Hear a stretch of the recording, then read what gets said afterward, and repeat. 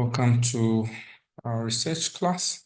So we are going to revise random papers.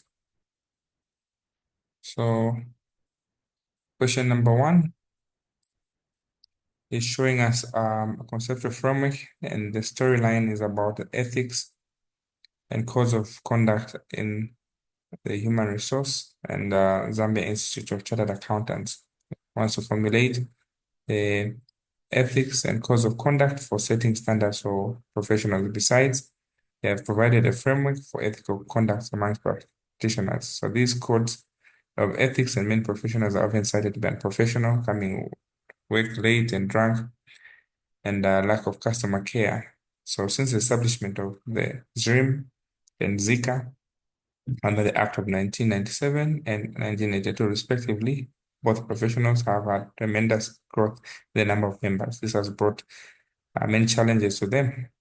So this is our conceptual framework. Question number 1, develop a topic, formulate objectives, and research questions. Okay. So based on the case study here, there are many topics that you can come up. So the topic that we came up with is assessing the role of professional associations in enforcing ethical code of conduct. A case of ZRIM and Zika members at JTI and Zamtel in Lusaka. Then formulate objectives and research questions. So the research objective is the main topic title. So from here, you can come up with a topic. So to assess the role that ZRIM and Zika in enforcing ethical code among its members at JTI and Zamtel and Lusaka. So specific objectives must be dynamic to evaluate, to examine, to assess, all right? To recommend, so to examine existing codes of ethics and conduct adopted by ZRIM and Zika, to evaluate the implementation mechanisms of the codes at JTI and Zamtel, to assess the challenges faced by ZRIM and Zika in enforcing professional ethics, to recommend strategies for enforcing ethical compliance. So the research questions are the same as the research objectives, except that you need to just formulate them in question form. So what is our general research questions? What role do Zika and ZRIM play in enforcing ethical code of conduct among its members at ZTI, JTI, and Zamtel? And specific objectives, the first objective is the first research question. So to examine the existing codes of ethics here, what are the ethics and codes of conduct established by ZRIM and Zika? The first research question is to evaluate the implementation mechanisms of codes at JTI and Zamtel. How are the codes implemented and monitored? So we did this question already. I'm just trying to emphasize the things that need to be done. Okay. Question number 2.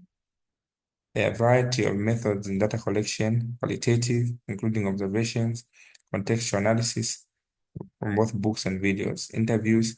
However, the most common method used, particularly in humanities and social research, are interviews and focus groups. So you're required to come up a step-by-step chronological sequence from step 1, 2 onwards, showing. So for qualitative, I must emphasize that as we are answering, avoid explaining too much jargon. He wants you to keep it short and simple.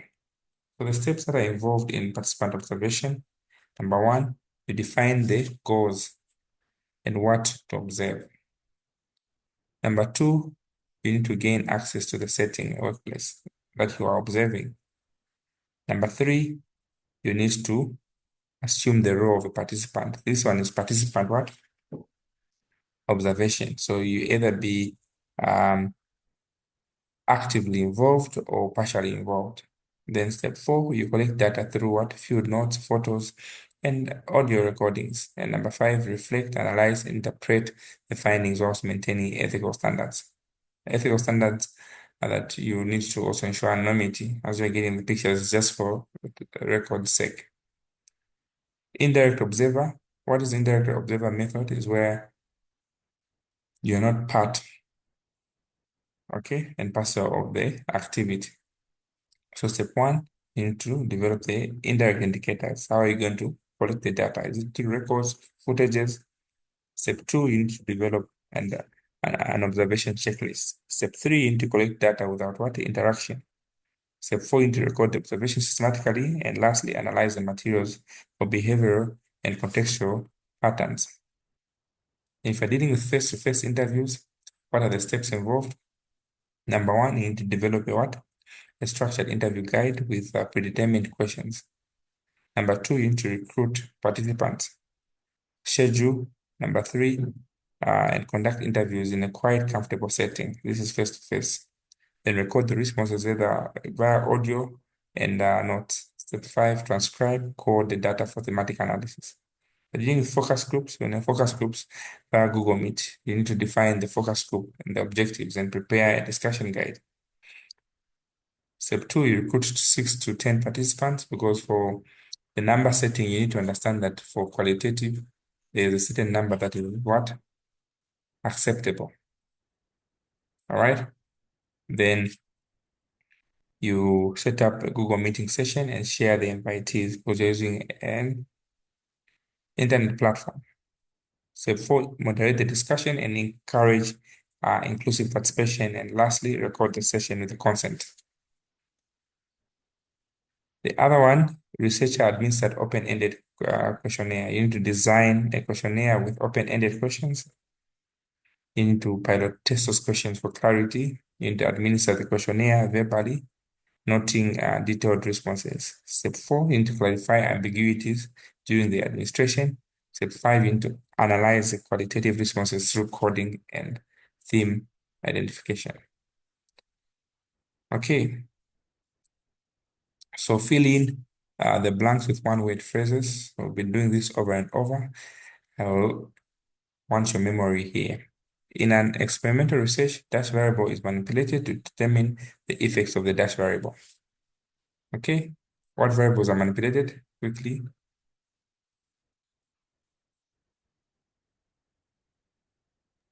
Independent.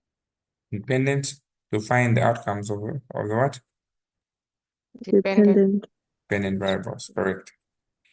Okay, then dash measures the distribution of sample data around the mean. What is that? Standard deviation. Dash analysis. Dash analysis involves getting insight of population about information from the sample. What analysis is that? Inferential analysis. Dash refers to how accurately the research tool measures what it intended to measure. That's validity. Dash research design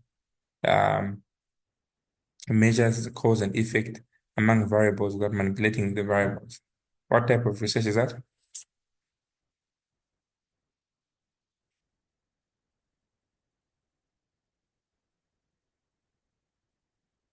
What type of analysis is that?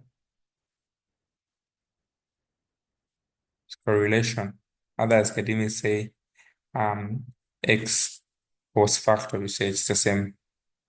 Then dash bias occurs when the sample used in the study is not representative of the population, that is sampling bias. Dash test is a type of differential statistic used to determine if there's a significant difference between two groups with a sample more than 30. That is a Z test. Less than 30, it is a T test. Dash sampling is a method where the researcher chooses respondents at equal intervals from the population. That is systematic sampling. Dash measures the extent of relationship between two correlation coefficient. Okay? Any questions?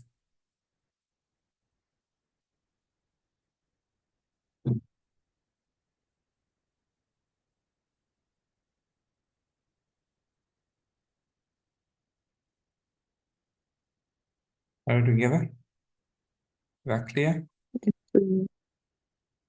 Okay, I don't want to waste much of time. We've been doing this over and over.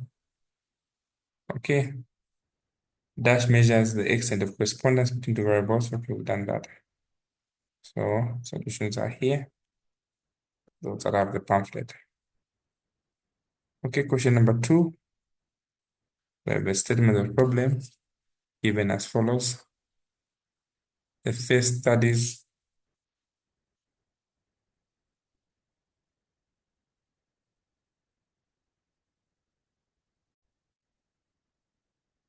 So read the material.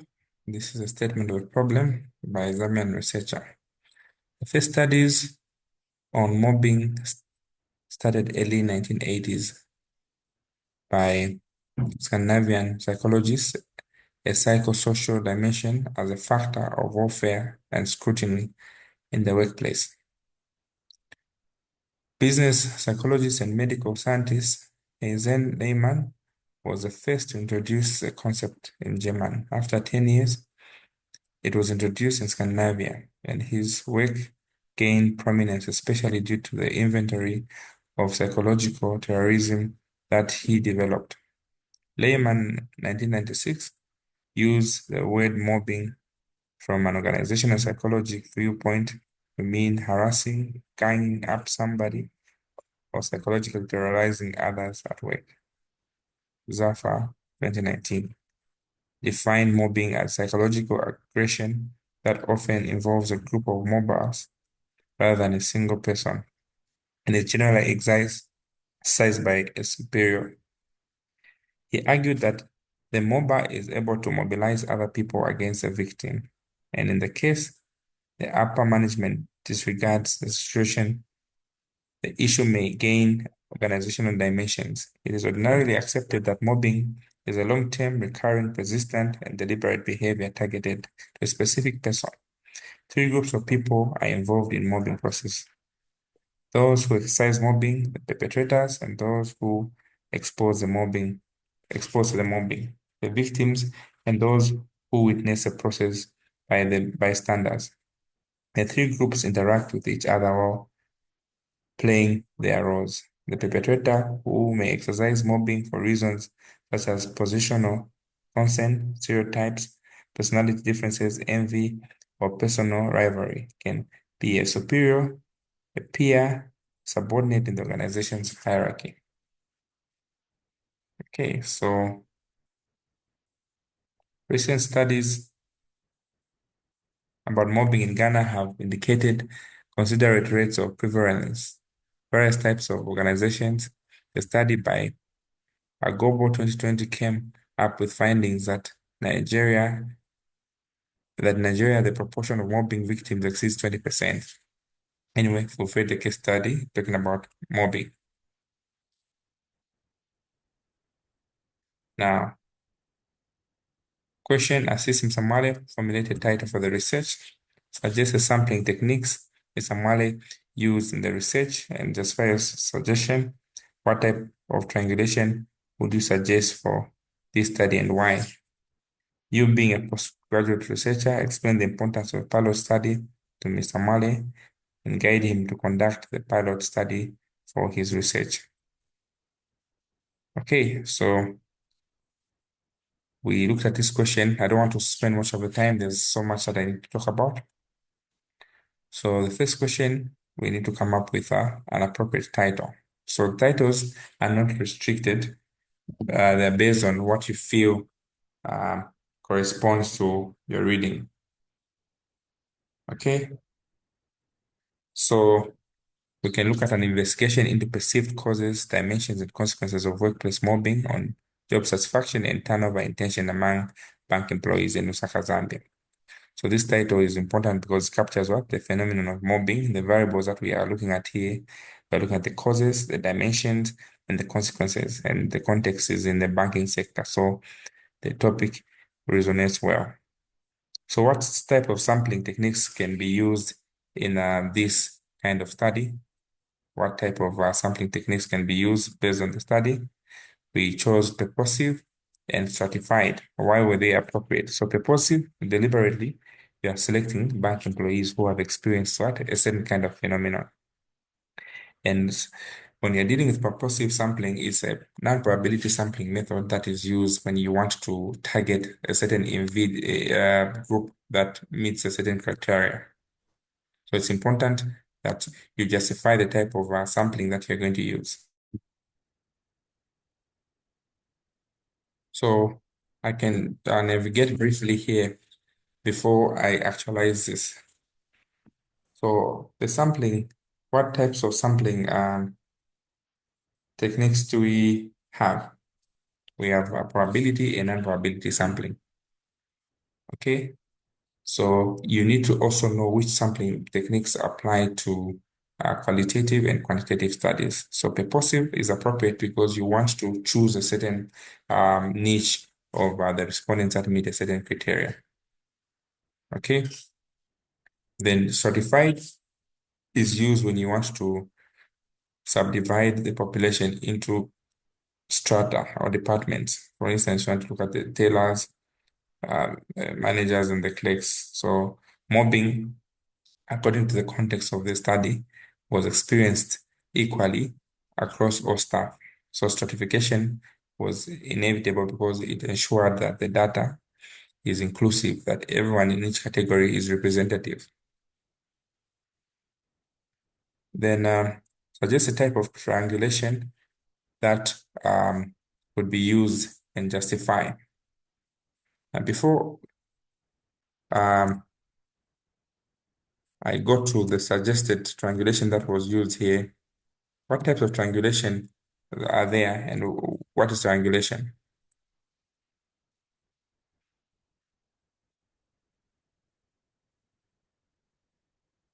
So we talked about triangulation in the previous session to say it is a process that we actually use when you want to have multiple methods of data collection, when you have to have multiple methods of gathering theories. So investigators would want to enhance the credibility of their findings and the validity. So there are main types of triangulation that we have for unique purposes is what we call methodological triangulation. So this one is where you're going to use more than one data collection, what? Tool or method. So it involves you using a combination of interviews, you use surveys, you use observations just for one single study. Really, the purpose is to do what? To cut across to verify results and to reduce limitations. There's what called data triangulation. What is data triangulation? When is it used?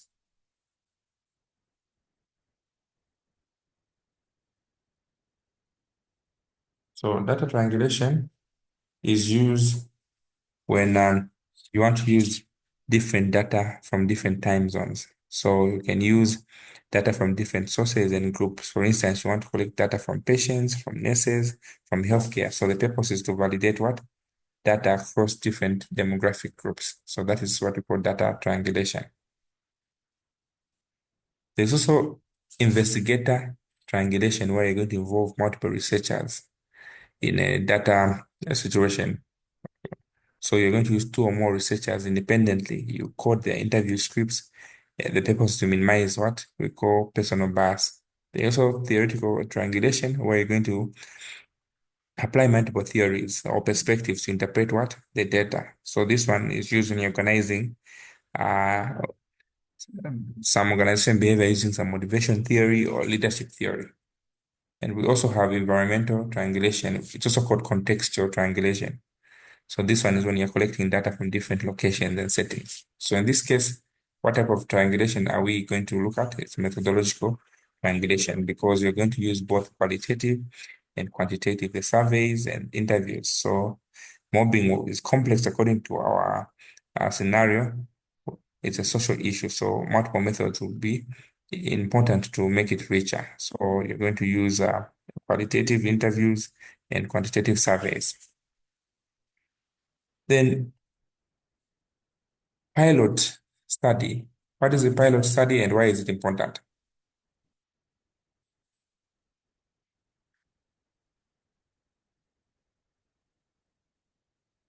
So pilot study is like a demo that you are supposed to conduct. It's a small preliminary study that you should also, by the way, do before you actually can conduct your main research, mainly to test the feasibility in terms of time, costs, and effectiveness. So pilot studies are proposed methods and procedures that one researcher can adopt. The main goal is to justify and see whether there are potential problems that will need adjustments before you do a full-blown study.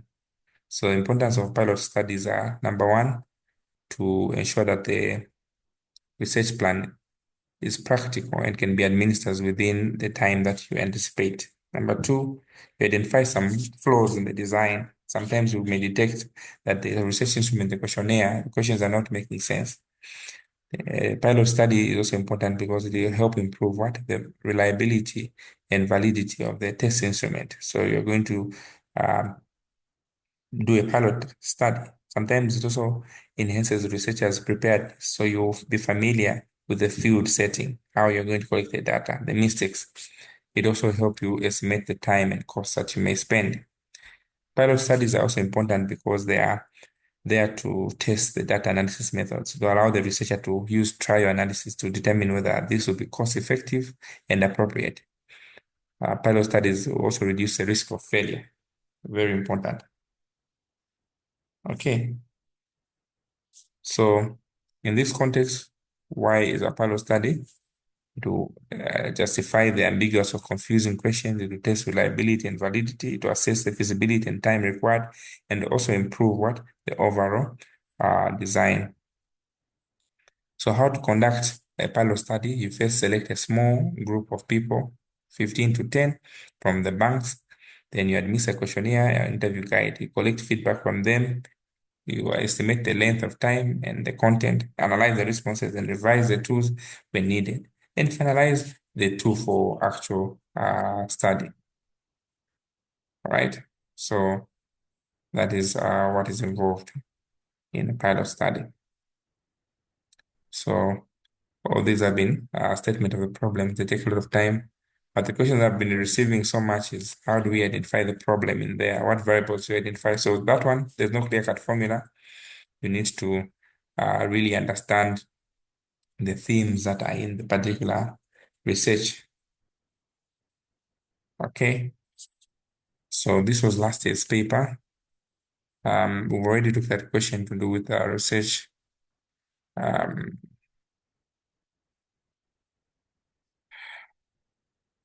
Certain of the problems are very tiresome to read. Any questions so far on what has been done?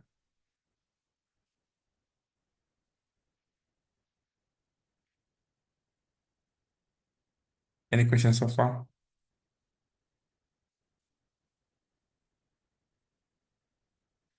Okay, so let me read this last statement of the problem by Chipampe Lombe. Zambia national debt had been on the increase from 2.2 billion in 1980 to 19.7 billion.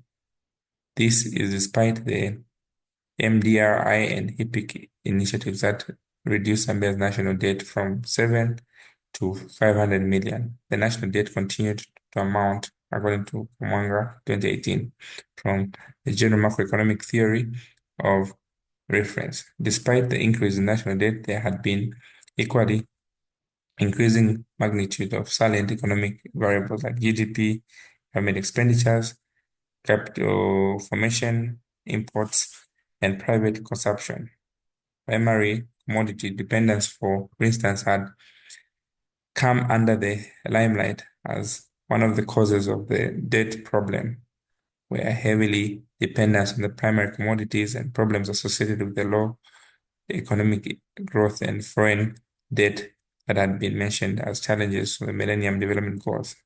The declining trends in prices and high volatility of traditional export commodities have worsened in the poverty LDCs over the last 2 decades.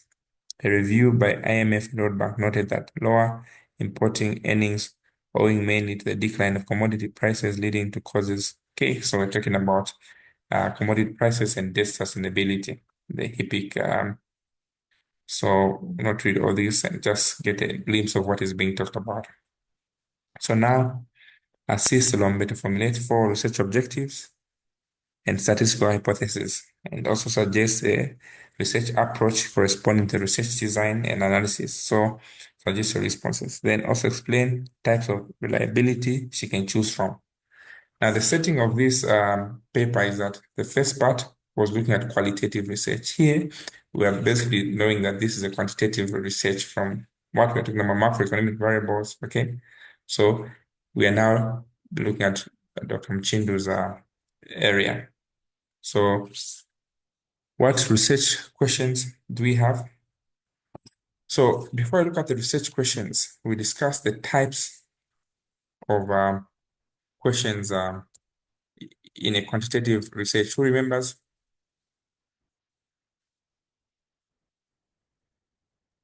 What types of research questions are characterized in quantitative research? We have descriptive questions, which are there to describe a phenomenon. We have comparative questions, which want to compare two groups. Okay, we have relationship or correlation questions, which examine relationships between variables. We have causal questions, which determine whether one variable cause change in the others. And we also have ranking questions, which show preferences and attitudes of satisfactions. So these are the types of questions that they're trying to look at. And also frequency questions, which look at how often something happens. All right. So these are part of the quantitative research questions. So here we should understand. So already there's a causal relationship there. That is a question number one, to examine the relationship between import prices and Zambia's national debt levels. Then to analyze the impact of the primary commodity prices on debt sustainability, to assess the nonlinear relationship between the general macroeconomic variables and Zambia's foreign debt, and also to evaluate the effectiveness of debt relief initiatives, HIPIC, on long-term debt management. So these are quantitative, it's a quantitative study. So in your research, as you do your practical research, by the way, I mentioned that we'll be doing what? A master classes earlier this time, unlike the time when we are flooding, because time is not usually enough. I know you're from exams, but it's better you start them early. So when you have research objectives, you may, for research questions are mainly for qualitative researchers, and hypotheses are a replacement of the research questions when you're dealing with a quantitative research. So the hypothesis now will be as follows. Number one, there is no relationship between oil prices and Zambia's national debt. Then you can have a now hypothesis and alternative hypothesis for each of these ones here. So you're looking at the relationship between oil prices and Zambia's national debt. So you can say H1A, H1B.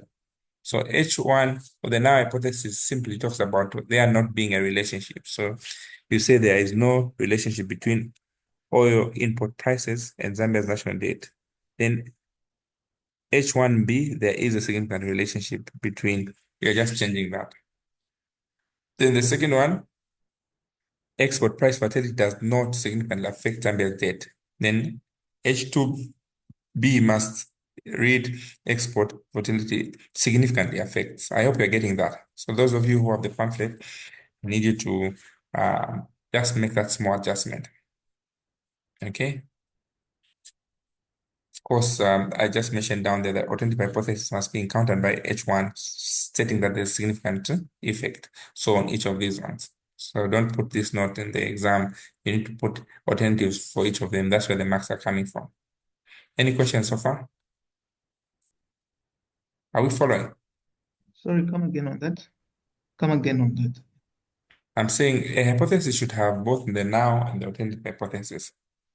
So in this context here, our H1A, there is no significant relationship between oil import prices and Zambia's national debt. H1B, there is a significant relationship between oil import prices and Zambia's national debt. Do 1A, 1B. Then here do 2A, 2B. Here do 3A, 3B. The note is in the now hypothesis. The significant effect is in the alternative hypothesis. I don't know whether I answered your question now. Yes, thank you. All right. Then the research approach and design. So our research approach here is purely quantitative. The research design here is what? You're going to use a non-experimental and a correlation with time series. The analysis, you're going to use linear regression. You can also use, most of you are not doing economics, may not understand this, but just basically, you can just say the linear regression, okay? These ones, most of those are, you can also read about them, but it's mainly causal relationship. So you're going to use what? Pattern analysis processes. You're going to use specifically basic linear regression and variance composition so that you may assess the contribution of macroeconomic variables to debt levels. So justify how these methods are robust for modeling the macroeconomic data. So what types of reliability are we going to use? So the question is, explain the types of reliability and how to measure them. So we have four types of reliability. We have internal consistency, reliability, where we use the Cronbach alpha, looks at how items on the scale are consistent. Then we have the test-retest reliability, which looks at stability over time. This one is, they're going to use the instrument over time, it will give the same results. And we have iterator reliability, which looks at the raters themselves, how consistent they are. And parallel form reliability, it looks at how the equivalence between different forms, whether they're going to give the same measure. We're going to use other tests. So how are we going to use the measure? So the Cronbach alpha will assess internal consistency of the survey instruments. So if you have something above 0.7, it's considered acceptable. Then to conduct a test-retest, you administer the same instrument twice to the same group. So we're going to compare the Pearson's correlation. Okay. The conceptual framework, question number 3. Conceptual framework, question number 3, lives at the center of empirical study. So it serves as a guide and a ballast to research. It functions as an integrating ecosystem that brings all aspects together in a qualitative